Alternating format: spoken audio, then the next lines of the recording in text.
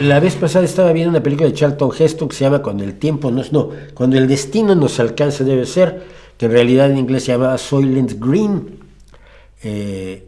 y que es una interpretación muy incorrecta y muy hollywoodense de una gran novela de Harry Harrison que se llama Make Room, Hagan Sitio, se tradujo al español como Hagan Sitio, donde la gente comía una mezcla de soja y lentejas, que era soylent, soya, soy, y lentils, soy y lenteja, pero en la película hicieron que fuera gente, la gente se comía gente muerta, lo cual es totalmente absurdo.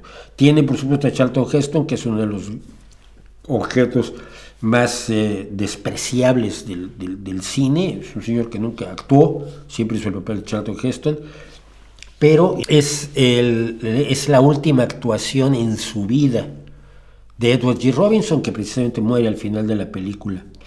Y Edward G. Robinson es uno de los grandes actores del Hollywood clásico. A mí me parece uno de los más maravillosos. La situación del agua en México y otras partes del mundo parece que nos acercamos a algo similar a lo de Cuando el destino nos alcance. No. Esta es una exageración que está además haciendo de manera muy específica, muy concreta, Greenpeace. Es uno de los elementos. Cuando toman una causa, la toman precisamente para hacerla mundial y para poder reunir los fondos que necesitan para seguir actuando, pero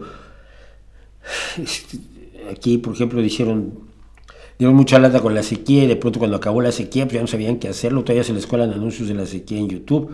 Obviamente hay un problema de agua, pero no es el problema de ya se va a acabar el mundo. Y Greenpeace y otros viven de decir que se va a acabar el mundo, que esto es irremediable, que esto es insostenible, que esto es lo peor que nos podía haber pasado jamás.